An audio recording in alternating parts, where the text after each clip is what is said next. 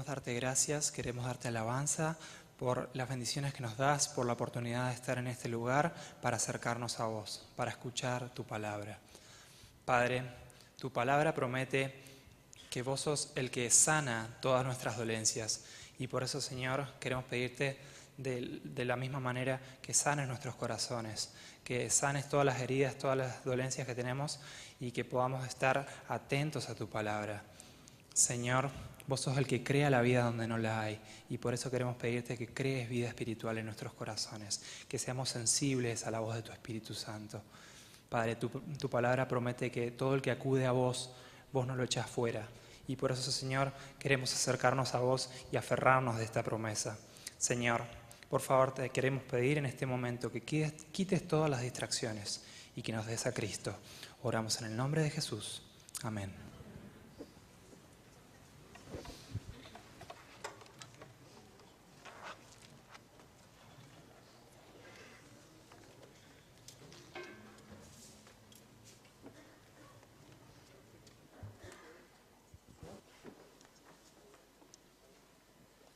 Buen día para todos, feliz sábado.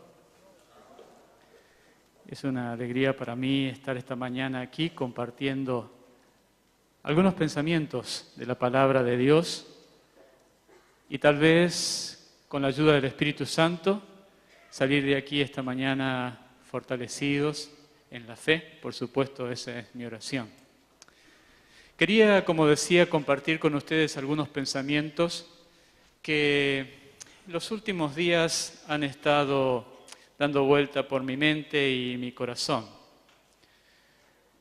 Creo que el posmodernismo que hoy está reinando en el mundo en el que vivimos tiene algunas facetas que no son fáciles de comprender, pero en esas facetas nosotros encontramos también algunas oportunidades para llegar al corazón de las personas que viven en el mundo de hoy. Sabemos que el posmodernismo tiene como principios, entre muchos, el relativismo y también niegan lo absoluto. Es interesante esto, porque a pesar de que el posmodernismo niega los absolutos, siempre las personas hoy, tal vez instintivamente, están buscando de dónde aferrarse, en dónde apoyarse.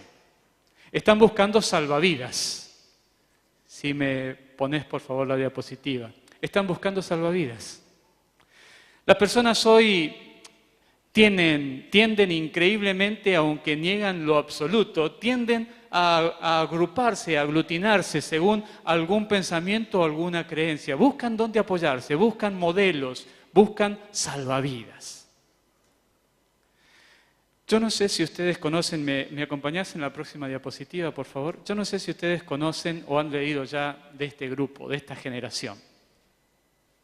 Millennials. Los millennials es la generación que se conoce con el yo, o menores de 30. Esta generación, según algunos, dicen que son los hijos de la famosa generación X, que a la vez son hijos de los baby boomers. Son generaciones que algunos han tratado de aglutinarlos para juntos explicar sus conductas.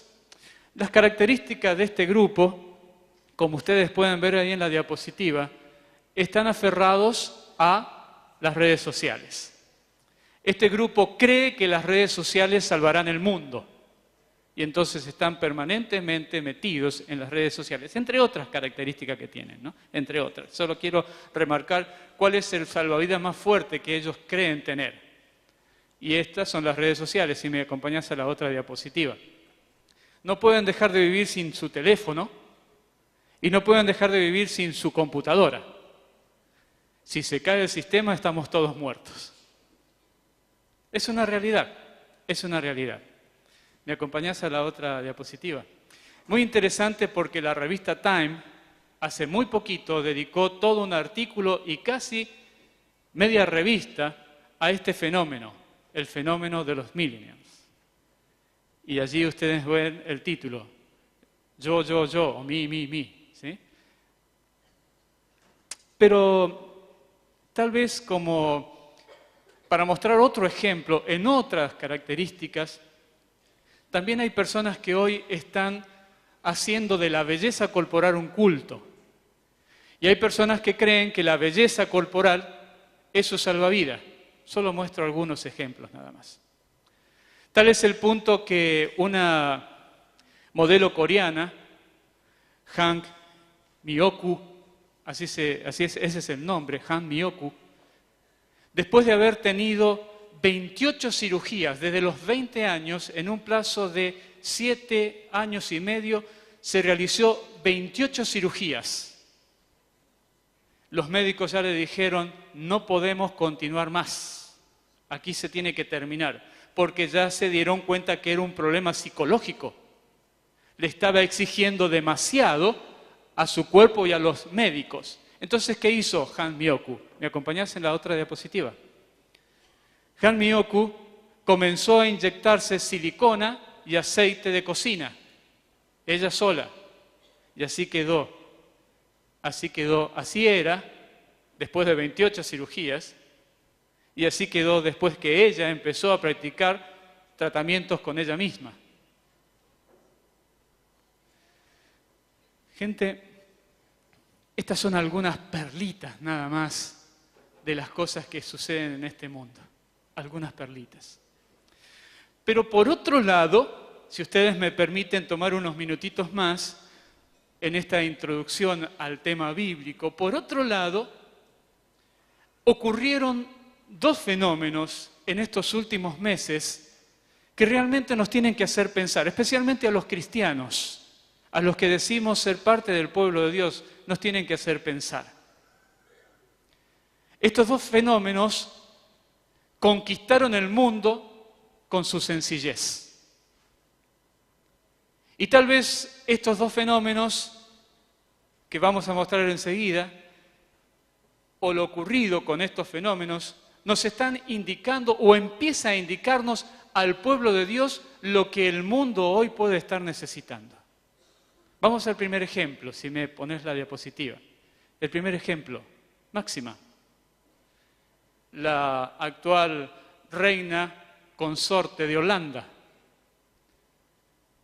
Máxima conquistó a los holandeses con sencillez y austeridad. Interesante. Los mismos holandeses, después de hacer una encuesta entre ellos, dicen, interesante, ellos dicen que están cautivados por la imagen de sencillez de Máxima. Sencillez, austeridad, sencillez.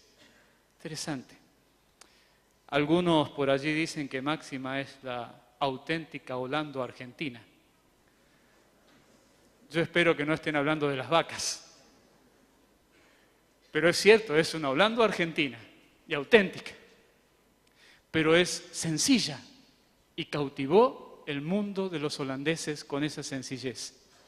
Pero hay otro personaje que ustedes lo conocen muy bien, que también con su sencillez, lo único que hizo, y vamos a la diapositiva, lo único que hizo esta persona fue, hasta ahora, la otra, por favor. Lo único que hizo esta persona hasta ahora es aparecer en un balcón y mostrarse franco y sencillo. Sin embargo, esa franqueza y esa sencillez conquistó al mundo religioso y al mundo no religioso. Hizo realmente un impacto esa aparición en el balcón con una sencilla sonrisa de franqueza. Hizo un impacto en el mundo que hoy vivimos. Tal vez estos dos hechos nos están mostrando que el mundo en el que hoy vivimos no necesita lujo, no necesita show, no necesita grandes espectáculos, no necesita grandes colores. Tal vez tal vez estos ejemplos nos están mostrando que el mundo hoy busca sencillez, originalidad, busca también dignidad, busca franqueza, simpleza, busca un modelo auténtico y genuino. Y tal vez pensando en estos principios que acabamos de mencionar, el pueblo de Dios tenga que empezar a cambiar algunas cosas y concentrarse en la sencillez, en la franqueza, en concentrarse en ser cristianos legítimos, comprometidos con la palabra de Dios. ¿Se entiende?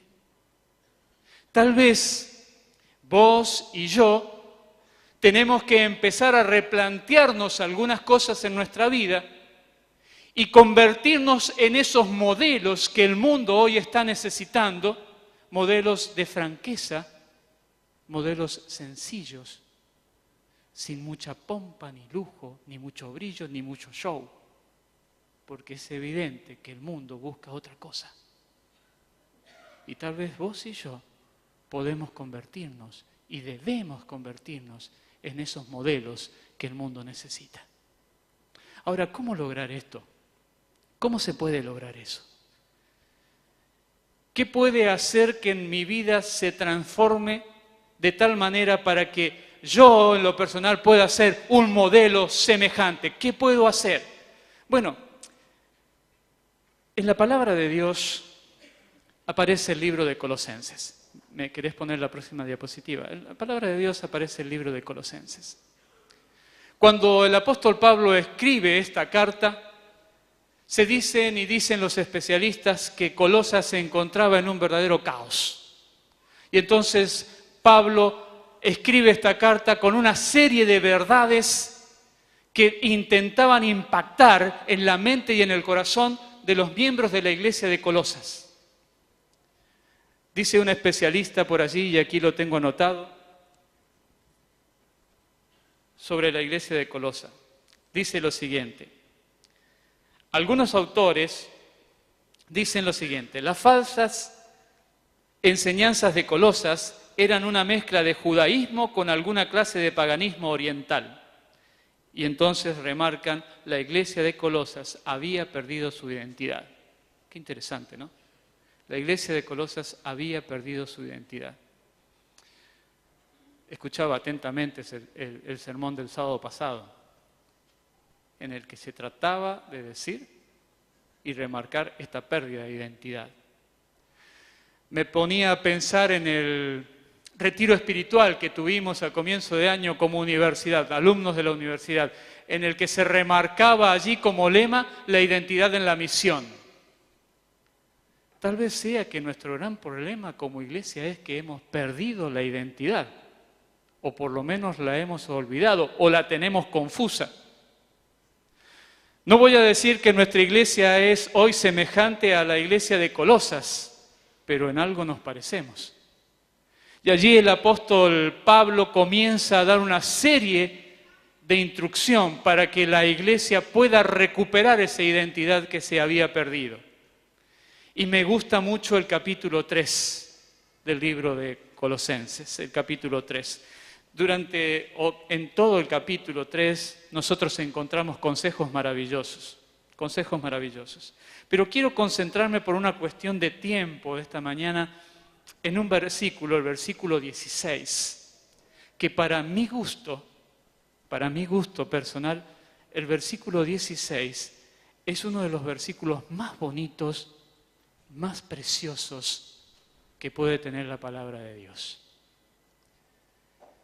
Son de esos versículos que si lo lográs entender bien y lo aplicás a tu vida personal, son de esos versículos que hacen que en tu corazón comience a fluir ríos de aguas vivas, frescura en nuestro ser y en nuestro alma.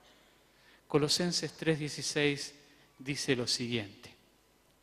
Colosenses 3:16 dice lo siguiente: la palabra de Cristo habite en abundancia en vosotros, enseñando y exhortándoos unos a otros con toda sabiduría. Cantad a Dios salmos e himnos y canciones espirituales con gratitud en vuestros corazones. Es interesante, en primer lugar, notar que el apóstol Pablo dice aquí la palabra de Cristo. Es interesante porque es en el único versículo de la Biblia que dice la palabra de Cristo. Generalmente se usa la palabra de Dios. Pero aquí el apóstol dice la palabra de Cristo, abunde, habite, con abundancia, la palabra de Cristo.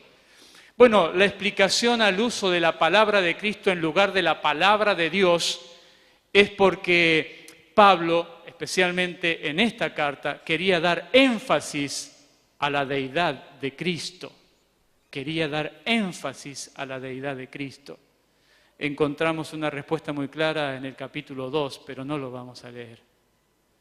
Pero aquí comienza Pablo diciendo, la palabra de Cristo habite, more, habite. Tenemos aquí, si me acompañás a la diapositiva, por favor, una palabra griega muy interesante, la palabra enokeito. Ponela, por favor, la palabra enokeito. La palabra enokeito, que es traducida aquí como habitar, como morar, es una palabra muy interesante porque el significado aplicaría o apuntaría a la idea de alguien que vive permanentemente en un lugar. No es una visita, no es alguien que llega, está un poco y después se va. Es alguien que vive permanentemente, tiene una residencia permanente en un lugar. Esto de residencia permanente es muy comprendido por los chicos que son internacionales. Porque cuando llegan al país intentan conseguir esta residencia permanente. Cuando llegan al país lo que se les da es una precaria, una visa precaria, una residencia precaria. Y después de un tiempo ellos tienen que ir renovando esa visa precaria, van, viajan a Concepción, Uruguay, vienen, renuevan cada tanto, van, vienen, renuevan, hasta que tienen la sorpresa de que les dan la residencia permanente. ¿Es así o no? Y es una gran alegría recibir esa residencia permanente porque ya no tenés que empezar, no tenés que seguir viajando y gastando dinero para poder mantenerte estudiando. Pero ellos entienden muy bien de la residencia permanente. La palabra de Dios, según Pablo, tiene que tener una residencia permanente, dice aquí, en tu corazón. No puede estar entrando y saliendo. Tiene que residir permanentemente allí y no se tiene que ir del lugar. Entonces, cuando lees esta palabra, tenés que entender que Pablo está haciendo énfasis en que la palabra de Cristo, las enseñanzas de Cristo, tienen que estar permanentemente en tu corazón. Pero fíjense que Pablo, si ponés por favor la diapositiva, tiene anexa a esta palabra una más, la palabra abundante. ¿Querés ponerla? La palabra abundante, la palabra plausios, la palabra abundante. Que en su primer significado, la palabra plausios implicaría acaudalar tesoros, llenarse de bienes materiales. Eso significa esta palabra.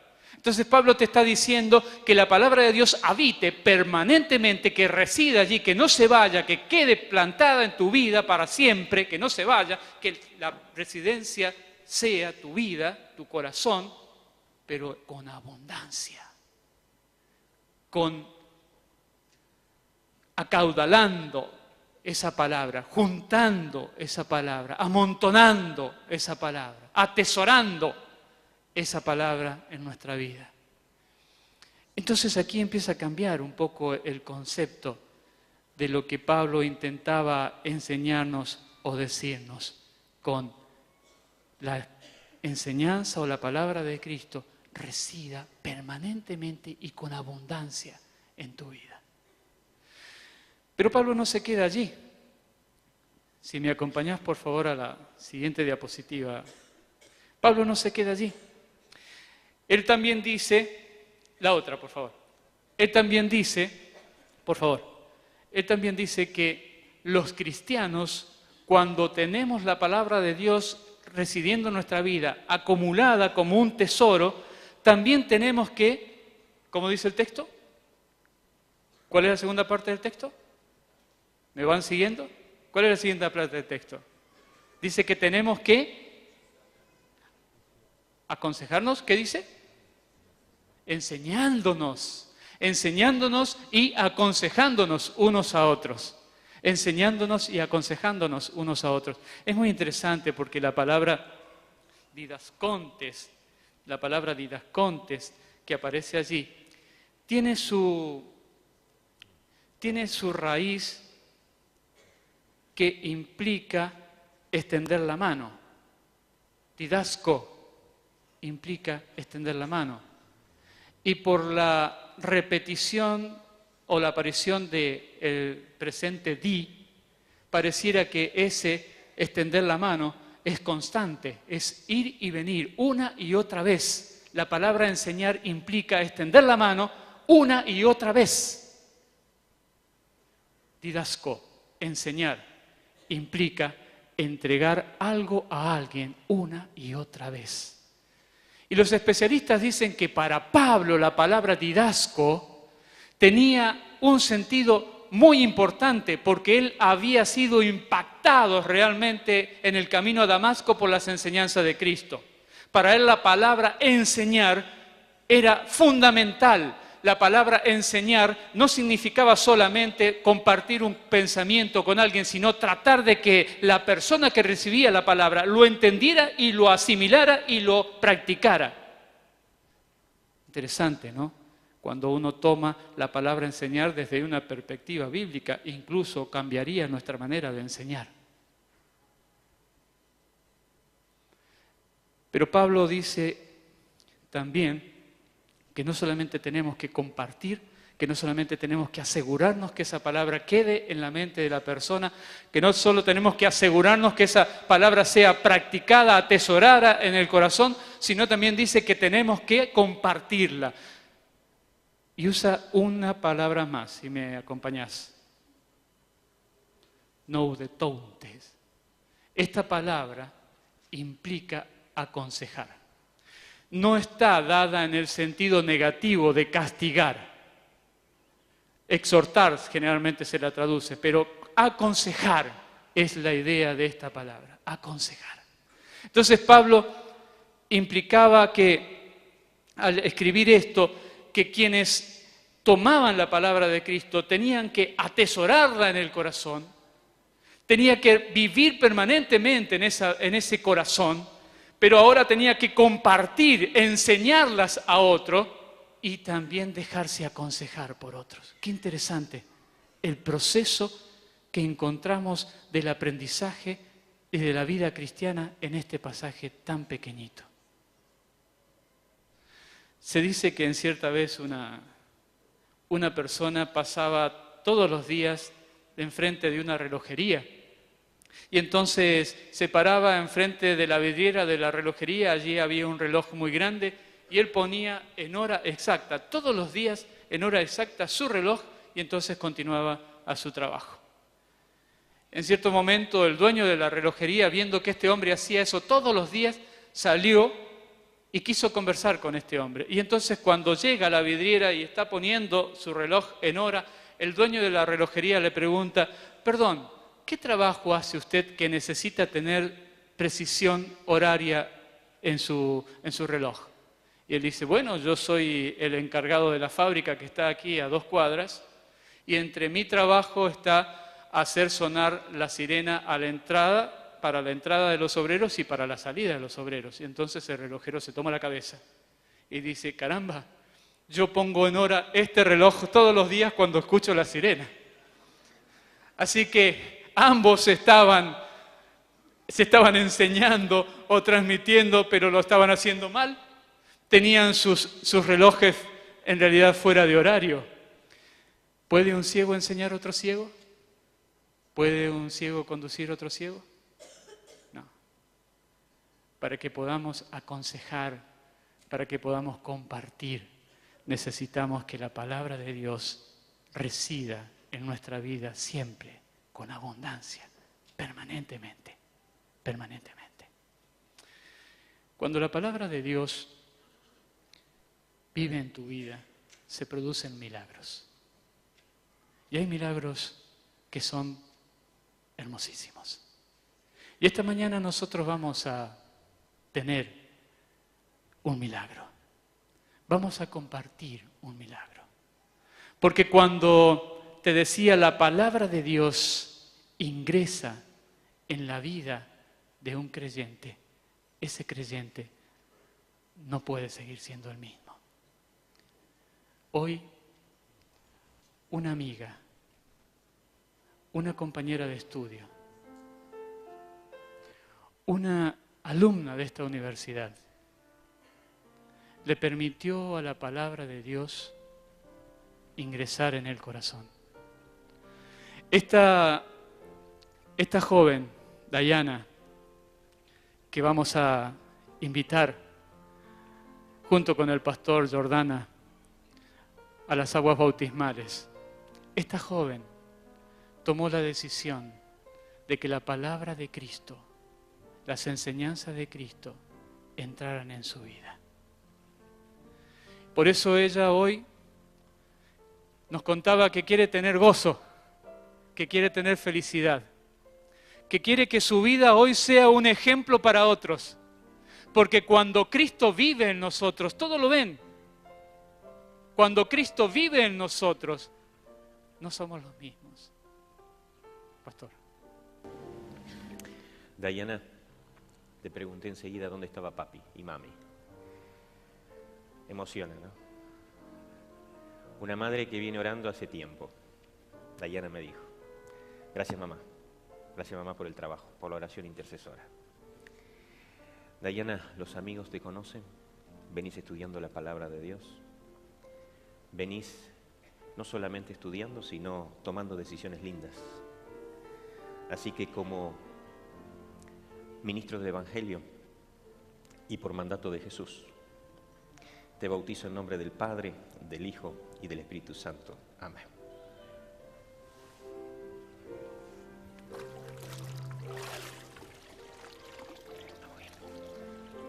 Aquí tenemos a mamá y a papá, ¿verdad? ¿Quieren pasar a saludarla? Vengan, vengan.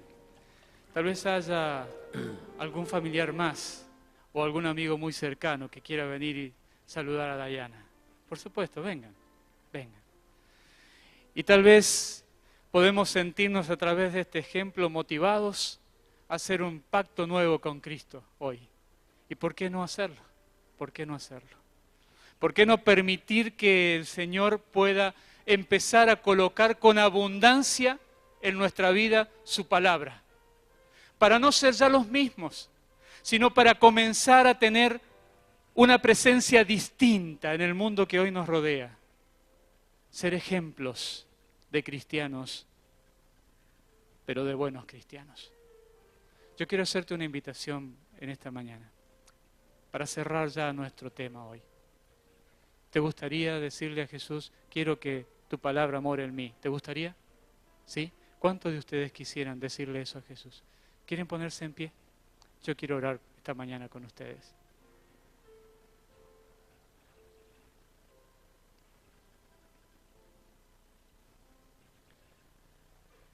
Nuestro Dios y amado Padre que está sobre las alturas de los cielos. En este momento quisiéramos dedicarnos a ti para que tú nos bendigas y reedifiques nuestra fe de tal manera que podamos ser esos modelos que el mundo está necesitando ver hoy. Señor, pedimos perdón por si nuestra vida hasta el día de hoy no ha estado de acuerdo a tus principios, de acuerdo a tus enseñanzas, de acuerdo a tu palabra. Pero ayúdanos para que tu Espíritu Santo pueda morar a partir de hoy para siempre en nuestra vida.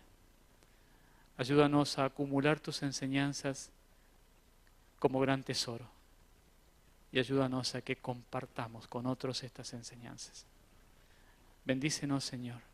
Quédate con cada uno de nosotros hoy. Lo pedimos sin merecerlo en el nombre de Jesús, nuestro Salvador. Amén.